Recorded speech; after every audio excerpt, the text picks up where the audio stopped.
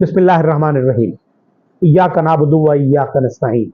अल्लाहुम्मा अइन्नी अला ज़िक्रिका व शुक्रिका व हुस्नि इबादत। अस्सलाम वालेकुम। मैं हूँ मोहम्मद तस्लीम लंगा और आप देख रहे हैं हमारा चैनल MTL TV। 2 दिन के वक्फे से मैं सफ़र में था, बहुत कोशिश भी की कि वहाँ से मैं लाइव कुछ बात कर सकूँ, लेकिन इंटरनेट की सूरत हाल इतनी ख़राब थी कि हम लाइव ये काम नहीं कर सकते। बहरहाल बहुत सी खबरें हैं, देर भी हुई। 26 और 27 नवंबर की रात पाकिस्तानियों पर कयामत की रात। उस रात 20 कारकुन पाकिस्तान तहरीक इंसाफ से ताल्लुक रखने वाले मार दिए, शहीद कर। मारना तो बहुत छोटा लफ्ज, उन्होंने शहादत का रुतबा हासिल किया, क्योंकि वो अपने हक की बात कर रहे हैं, अपने सियासी हक की बात कर रहे हैं, अपने जिंदा रहने की हक की बात कर रहे हैं, अपने लोगों की तरक्की की बात कर रहे हैं, इंसाफ की बात कर रहे हैं। लेकिन उस रात या उससे पहले जो कुछ हुआ, उसका आपस में गहरा ताल्लुक। बहरहाल कहीं 70 लोगों के शहादत की तला है, कहीं 100 लोगों की है, और लतीफ खोसा ने तो 278 लोगों की शहादत की बात की। उनका दावा है कि PTI के 278 कारकुन शहीद। अब यह हकीकत कब और कैसे सामने आएगी, ये तो हमारे मुल्क में इसका रिवाज ही नहीं है। मॉडल टाउन में 14 बेगुनाह मार दिए गए, लियाकत अली खान को शहीद कर दिया गया, कायद आजम मोहम्मद अली जिन्ना की बहन को सोते में कत्ल कर दिया गया, बेनजीर भुट्टो शहीद को सरेआम दहशतगर्दी का निशाना बनाकर राहे अदम को के सफर पर उन्हें रवाना कर दिया गया।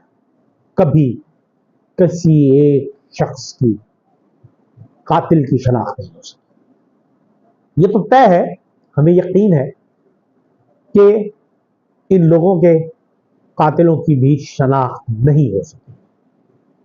लेकिन बहुत सी बातें ऐसी हैं जिन पर हमें ये देखना है, सोचना है और गौर करना है। क्या ये इतना बड़ा जुर्म था डी चौक पर पहुंचना? खुदा ना खास्ता ये कोई मस्जिदुल हराम तो नहीं थी। मुझे 1979 का वो वाकया याद आ गया, जब कुछ दहशतगर्द खाना काबा में घुसे और उन्होंने खाना काबा को कब्जा किया। वहां भी फौजी ऑपरेशन करने के लिए कई दिन लगाए गए, लेकिन यहां वो लाइटें बंद की गई। इतनी हिम्मत नहीं थी कि रात को भी बिजली की रोशनी में किसी पर फायर करके उसे रास्ते से हटाया गया। इतनी हिम्मत भी नहीं। ये बुज़दिल डरपोक लोग, क्या कहा जा सकता है इनके बारे में। इन्होंने ये जो स्नाइपर्स लगाए गए, तैनात किए गए, पुलिस में तो खैर उनका निशाना तो वैसे ही ठीक नहीं होता, और जितनी पुलिस वहां मौजूद थी और जिस बेखबरी से स्नाइपर्स ने हमला किया आम लोगों पर, वो काबिल मुरम्मत है। ये मेरे मुल्क का मसला है और मेरे उन मासूम लोगों की जानों का मसला है जिन्होंने एक कॉज के लिए अपनी जान दी।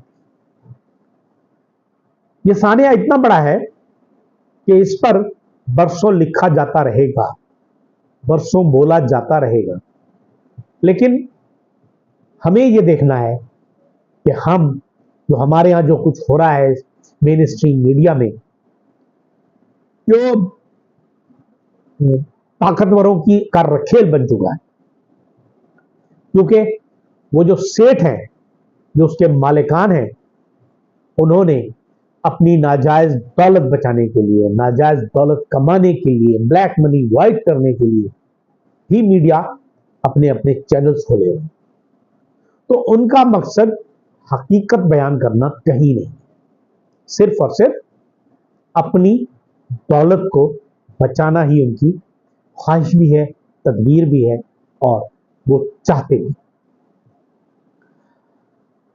ایک سیاسی احتجاج، آج میں یہ سوال کروں گا اپنے ان حکمرانوں سے جو سامنے بھی ہیں ہمارے، اور ان حکمرانوں سے بھی جو پسے پردہ ہے، کیا ڈی چوک پر پہنچنا اتنا بڑا جرم تھا کہ آپ بغیر وارن کیے ہوئے، بغیر بتائے ہوئے اسنائپرز کے ذریعے لائٹیں بند کر کے فائر کریں، اور بقول آپ کے چاہنے والے پراکسیز کے کہ ہم نے 100 سر کھول دیے؟ یہ بات تو طے ہو جاتی ہے کہ اس کا مطلب ہے کہ 100 لوگ تو مار دیے گئے۔ سر کھولنے کا مطلب یہی ہوتا ہے۔ کیا اس معاملے سے ہمارے آرمی چیف، ہمارے D G I S I, ہمارے محسن نقوی، فیلڈ مارشل محسن نقوی، کیا اس سے خود کو بری ذمہ قرار دے سکیں گے؟ پاکستان میں خواہ کوئی آواز نہ اٹھے، پاکستان میں چاہے کسی کو بولنے کی اجازت نہ ہو، لیکن لوگ کہیں نہ کہیں سے نکال لیں۔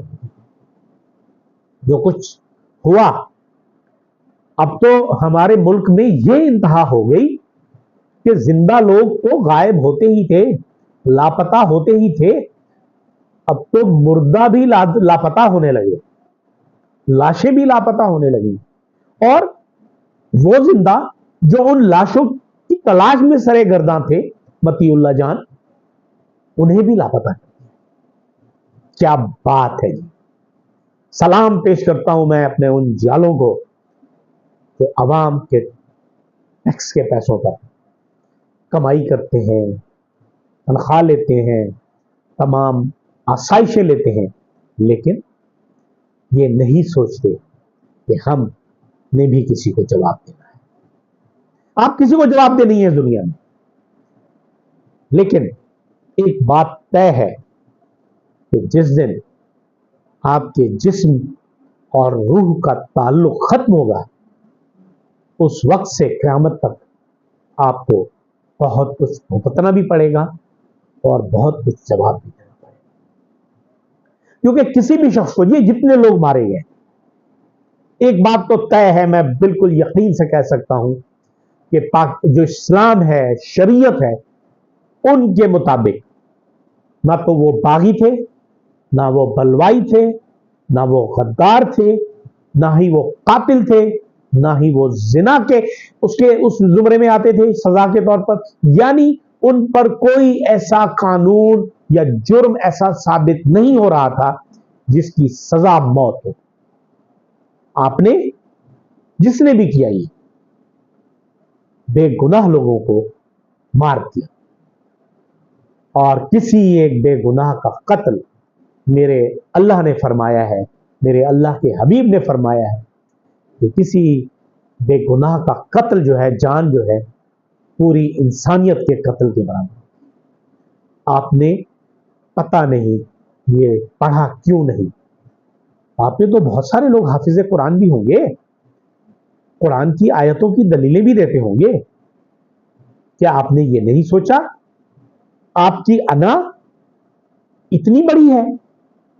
کیا آپ لوگوں کے جو واقعات ہیں، جو کچھ ہو چکا ہے، اس سے سبق حاصل نہیں کر رہے؟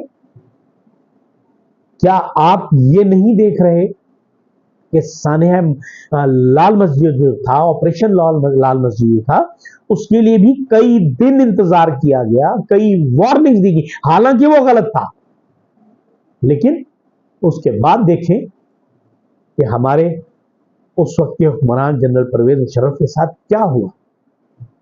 اللہ نے انہیں جیتے جی ایک ایسی بیماری میں مبتلا کر دیا جو دنیا میں صرف چند لوگوں کو تھی،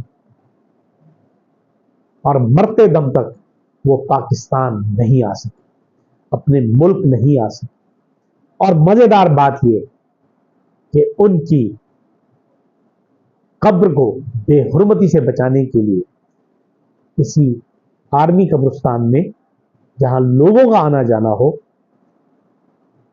وہاں دفن نہیں کیا گیا، ایک ایسے آرمی قبرستان میں دفن کیا گیا جہاں لوگوں کی انٹری ریسٹرکٹڈ ہے، محدود ہے، بغیر کسی کے جا نہیں سکتے شناخت۔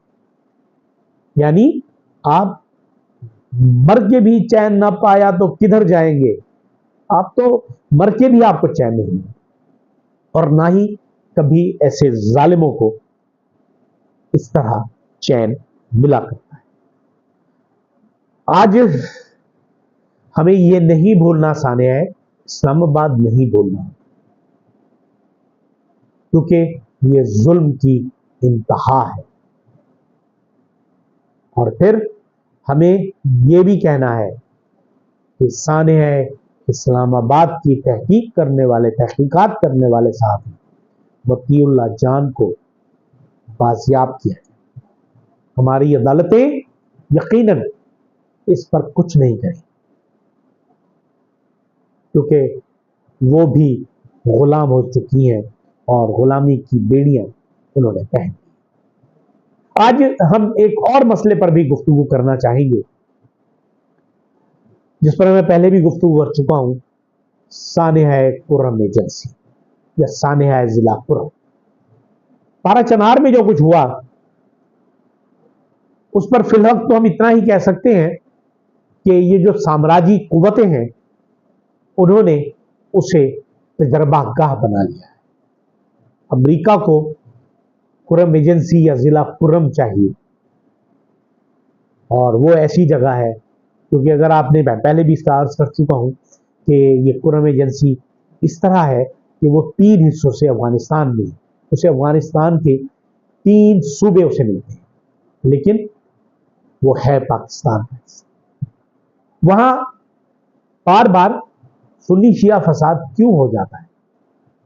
کیا وہاں کے سنی شیعوں کو برداشت نہیں کرتے، یا وہاں کے شیعہ نہیں چاہتے کہ علاقے میں سنی رہے؟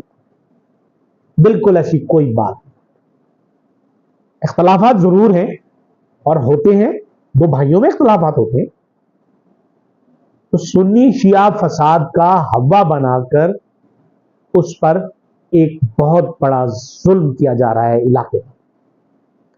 اس پر ہم تفصیل سے آگے بھی بات کریں گے اور روزانہ تھوڑی تھوڑی بات کرتے چلے جائیں گے، کیونکہ کرم ایک ایسی جگہ ہے جہاں سے اس وقت چائنا جو ہے مزار شریف سے ایک ریلوے ٹریک پاکستان کے لیے بچھانا چاہتا ہے، اور جب بھی پاکستان میں تو اس طرح کا ترقیاتی کام یا ترقیاتی منصوبہ بنایا جاتا ہے جس سے پاکستان کے عوام کو براہ راست فائدہ ہونے کی امید ہوتی ہے، اس پر امریکی سرکار بڑے اطمینان سے کچھ نہ کچھ کر دیا کرتی۔ جس طرح ہمارا سی پیک تباہ ہو چکا، اسی طرح کرم پارا چنار میں اس ریلوے لائن کو بھی جو منصوبہ ہے اسے بھی ختم کرنے کا منصوبہ کیا جائے۔